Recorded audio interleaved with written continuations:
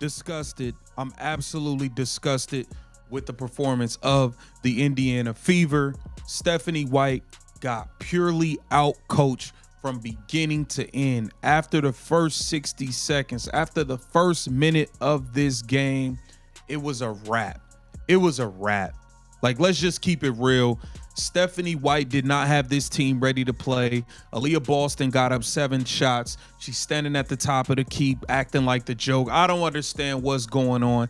Let's see. The team just coughed up a loss so absurd it could have been scripted. The clock ticked slower than grandma's Wi-Fi. And yet somehow Stephanie White is out here pointing fingers at everyone but herself. Players? Guilty. The delay? Just fate playing tricks. And the coach? Oh, spotless, complete with a glowing halo. If excuses were rings, she'd be a dynasty. Fans aren't buying it, though. They're furious, and the chant echoing loudest isn't strategy, it's simple: fire this coach already. Game, I don't know if it, affected the readiness, at all, but yeah, I mean, it's disruptive. It's not something that you expect to see.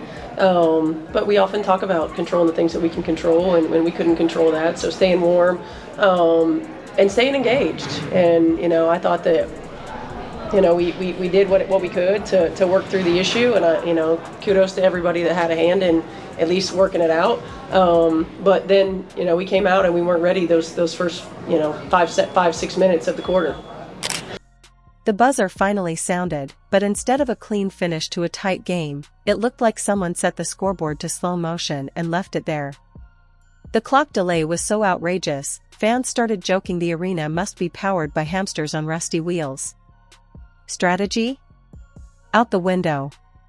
Everyone's attention was glued to the scoreboard, squinting like they were trying to translate cave drawings. You'd assume pro sports could afford technology sharper than a flip phone, but apparently not. Nope. This was the magical land where even the clock decides it's entitled to a mid-game coffee break, leaving players, coaches, and fans wondering if they were watching basketball or a bad sitcom rerun. Malfunction. I'm gonna be real, WNBA. That was nasty work. It was like an hour delay. This is nasty. Y'all gotta get it together. Kathy Engelberg, the refs are trash. You can't even get shot clocks that work. What is going on? Y'all take so many unnecessary shots at the fans, and I've had enough of it. Y'all need to start looking in the mirror at what you guys control in this league. It's ridiculous. Aren't ready. Isn't it your job? Now, players have to play, yes, but isn't it your job as a coach to be reiterating to the players, hey, let's go, guys. We need to come out with energy. I know there's been a delay. Let's be on our keys. We know the game plan. Let's come out with some energy. Let's hit them in the mouth first to come out of this break. Naturally, as the mess dragged on, tempers flared. Fans fumed, players scrambled, and Twitter turned into a comedy club, roasting the fiasco with memes flying faster than the actual game. Some joked it felt like a failed high school science project. Others swore they'd seen smoother timing at a church bingo night. And then came the post-game sideshow, Stephanie White stepping up to insist the disaster was absolutely, positively, most definitely not her fault. Accountability? Apparently that's everyone else's job, because when you've got head coach on your title, dodging blame suddenly becomes the game plan. Have you ever met somebody? Do you know anybody? Are you friends with somebody who just seems to always lie? Even when they have no need to lie, they just lie so often that they don't even know that they're lying anymore. Well, that seems to be the situation we have with one Stephanie White. She lied to get out of Connecticut, lied her way to Indiana, lied how she's going to utilize Caitlin Clark, lied about the vets that she's bringing in, lie after lie after lie after lie. Here's where the unraveling really shows. Stephanie White has developed quite the pattern. Whenever her team loses, it's never on her. Nope, it's the players, the refs, maybe even the cosmic order itself conspiring against her. Saturn didn't retrograde properly? Guess that explains the bad execution. Convenient, right? Her playbook seems simple: bask in the spotlight when things go right, then scatter blame like confetti when they don't. It's less coaching strategy and more an art form in dodging accountability, and fans are finally catching on. God, a game like this will make you question everything about this Indiana Fever team. Hell, about the WNBA. I mean, boy, that was some professionalism at the beginning of this game with all these shot clock problems. I mean, what are we doing here? Elementary schools don't have this kind of problem. I mean, what are we... I swear, this was one of the hardest games I ever had to sit through, and that's considering the Golden State Valkyries, they're pretty entertaining, frankly. Fans are starting to piece it together, and quickly. This isn't some one-off meltdown, it's become Stephanie White's signature move. Step up to the mic, toss blame like confetti, and step away spotless. At this point, it's basically her post-game ritual. And the irony? The clock itself was the controversy this time. You couldn't script better symbolism if you tried. Here's the problem, blaming players is the cheapest, laziest cop-out in sports. It's the verbal equivalent of shrugging and saying, asterisk, don't look at me, I just work here. Asterisk, except White doesn't just work there. She's the one in charge. A coach's job isn't just drawing up plays. It's keeping the team composed, setting the tone, and most importantly, standing tall when things go sideways. But White has perfected a different craft, turning every loss into a sermon on how her players just didn't execute, while ignoring that maybe, just maybe, the person steering the ship fell asleep at the wheel. Or in this case, snoozed through the clock fiasco. So let's stop dancing around it and get to the point. Was this really a player collapse? Or do some of White's coaching choices deserve a bright, uncomfortable spotlight under the oops, that's on you category? Kase outcoaches Stephanie White yet again as the Golden State Valkyries sweep the Indiana Fever this season. They beat us with Caitlin Clark. They beat us without Caitlin Clark. We have the superior talent. They have the inferior team. We have a coach that stands there with her arms crossed. They have a coach that gets in the thick of things and crazy coaches. When you have a more talented roster, yet you lose to a inferior team, that is coaching 101. Yes, the players missed shots. Yes, turnovers piled up.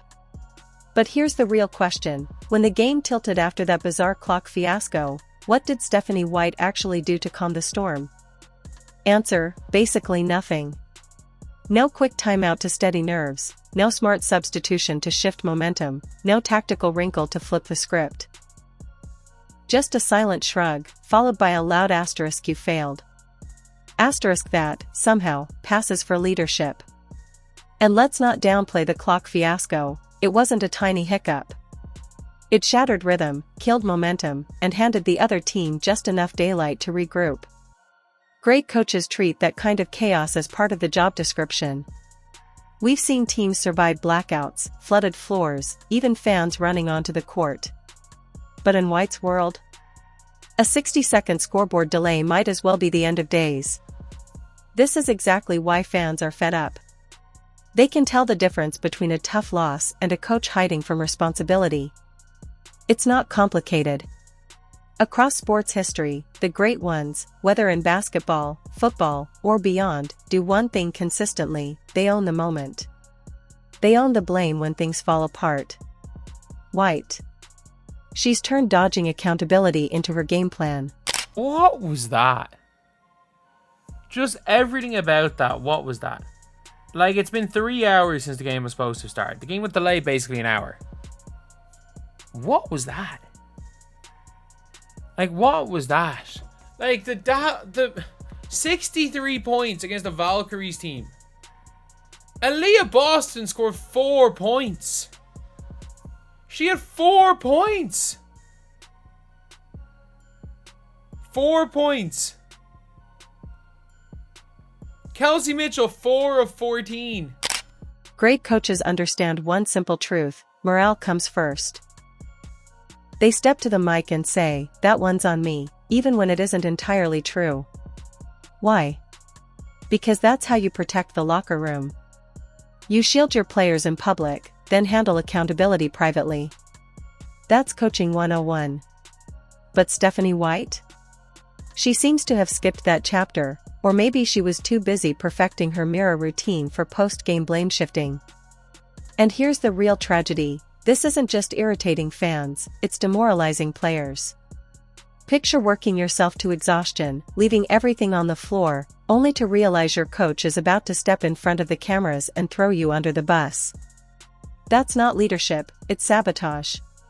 Every time White does this, her seat gets hotter. Fans notice the pattern, and once they lose patience, if none of this is ever the coach's fault, then what exactly is she being paid to do? Because if players are expected to fix every issue on their own, why not cut the middleman and let them coach themselves? At least then, they'd fail without someone pointing fingers behind them. We have one side, Nyland Akase, who gets the most out of her players, who gets the best out of her players, who draws up plays to get players in a position to win, puts them in a position to succeed. And then we have Stephanie White, who stands on the sidelines with her arms crossed and her head in the clouds. The Indiana Fever got punked tonight. 75-63. This game was close for the first 65 seconds. 65 seconds, we had ourselves a ball game. Accountability. A straightforward concept, yet in some coaching circles, it might as well be written in hieroglyphics. You'd assume it's etched into every locker room wall: own the outcome, lead with integrity, don't shift blame. But when Stephanie White grabs the mic, accountability vanishes like it's on holiday. You can practically picture it slipping on sunglasses, boarding a plane, and ordering a cocktail the second she starts talking. What should be a moment of leadership instead turns into a masterclass in finger-pointing, leaving players and fans wondering if responsibility is even in her vocabulary. Because here's the deal, leadership is not about perfection. Nobody expects a coach to be flawless. What they do expect is someone willing to stand in front of the storm and say, "This is on me." That one phrase alone has carried countless coaches through rough seasons. It's like sports' ultimate cheat code. They're the ones out there sweating, diving for loose balls, putting their bodies on the line. They don't need to walk into practice the next day feeling like scapegoats. That's how you lose a locker room. That's how resentment builds. One player thinks, "She doesn't have my back," and soon the whole team is whispering the same thing.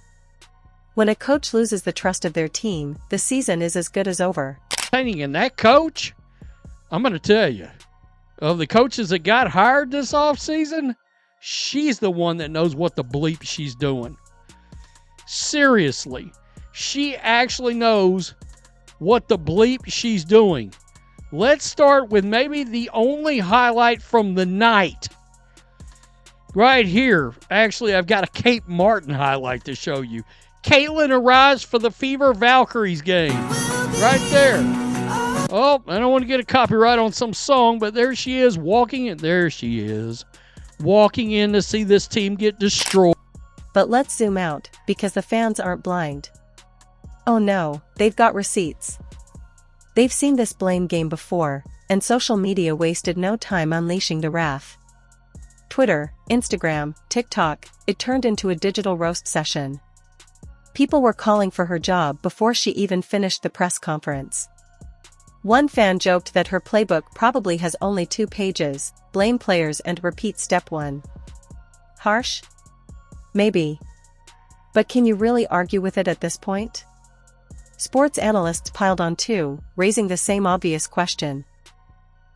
How many times can you get away with blaming your roster before the spotlight shifts back to you?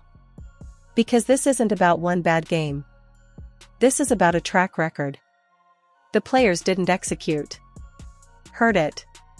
The clock issue threw us off. Yawn. We just didn't have it tonight. Groundbreaking analysis, truly. You almost wonder if she has a bingo card tucked in her pocket with all her go-to excuses written on it. Lose a game, cross off a square, collect a prize. And then comes the firestorm. Fans calling radio shows, demanding change. Online petitions floating around with "Fire White" in the headline. Comment sections turning into virtual boxing matches between those defending her and those ready to pack her bags for her. So yesterday the Golden State Valkyries played the Indiana Fever and they came out with the win, but I have to say that was one of the longest games I've ever watched. Like, even the first half I was having trouble staying awake just because of the delay. And I would think too, with it being the Chase Center and NBA games run out of there as well, that they would have fixed the clock issue or checked the clocks before, but regardless, things happen. So the first half ended up being like an hour and a half long, which is crazy. And towards the end there was like a minute left in the half. I swear there were so many foul calls at that point, and then there was a challenge, and as soon as the challenge happened I was like, we already know how long challenges take with the WNBA, especially this year, so that's only going to add on more time. The frustration is thick enough to cut with a knife. At this point, it's not about a single loss or one bad presser, it's about credibility. And once a coach loses that with the fanbase, climbing back is like scaling a cliff with no rope. Here's the bigger issue. This isn't just a Stephanie White problem, it's a coaching culture problem. The greats in sports all share one trait: they swallow blame like it's part of their diet. Even when their teams stumble, they understand the buck stops at their desk. Why? Because real leadership is about tone setting. When a coach owns the loss, it signals to the players, "I trust you. I've got your back." Look at the legends who built dynasties. They had their share of ugly losses, questionable calls, and brutal nights. But they never ducked accountability. They wielded it like armor, shielding their players from outside noise. That's why they were respected, even when the scoreboard said otherwise. Respect in sports isn't about perfection. It's about resilience when things go sideways. And that's the chapter Stephanie White seems to have skipped completely. Instead of shielding her team, she's tossing them to the wolves, one presser at a time. I'm so furious with this Indiana Fever performance, this bonehead Stephanie White. Man, this game was an atrocity, a flat-out embarrassment. Listen, the Indiana Fever got absolutely smacked by the Golden State Valkyries 75-63. They brought the brooms out on us. They swept up the floor with us. Wait, bro, you know how embarrassing it is to lose to one team every single time you play them in a season? And here's where it gets dangerous for her. Once a coach develops the reputation of being excuse-driven, every loss becomes amplified. Fans stop asking, "What went wrong?" and start saying, "Here we go again." Every mistake, no matter how small, gets tied back to that reputation. At that point, it's no longer about XS and OS, it's about trust, or the lack of it. And when trust evaporates, the conversation shifts from "how do we fix this season?" to "how soon can we find someone else?" The irony is almost poetic. She blames the players for every stumble, yet it's her own refusal to take accountability that might ultimately cost her the job. Imagine that, scapegoating your way right out of employment. You couldn't script it better if you tried. On one side, the case for firing her is stacked taller than a Jenga tower. She's lost the locker room, or at least dented it badly. She's lost the fans, who have been carrying pitchforks with accountability written across them. And she's shown a consistent inability to own her mistakes. If leadership is about trust, then she's overdrafted her credibility account so badly that even the bank of excuses is shutting her down. Add in the fact that this isn't just one slip-up but a pattern, and suddenly the picture looks grim. Fever win streak ends at 2, dropped to 8th in WNBA standings. Indiana Fever swept in the season series as they lose to the Golden State Valkyries 75-63. Taking a look at the current standings as a result of this loss, the Fever now officially drop a half game behind both the Valkyries and the Storm and into 8th playoff spot in the WNBA standings. There really are no positives to speak of as a result of this loss. All 5 Fever starters had a negative player impact stat against them. If you want to call out something positive from this game, Ariel Powers was the leading scorer for the Fever with 17 points off of the bench. Fans aren't just annoyed over a clock hiccup or another post-game blame dump, they're tired of the whole vibe. The energy feels stale, the narrative stuck on repeat, players blew it, coach blameless. At some point, the franchise has to step back and ask, is this really the voice steering the ship? Right now, it feels less like a steady captain and more like someone shoving passengers overboard at the first sign of rough seas.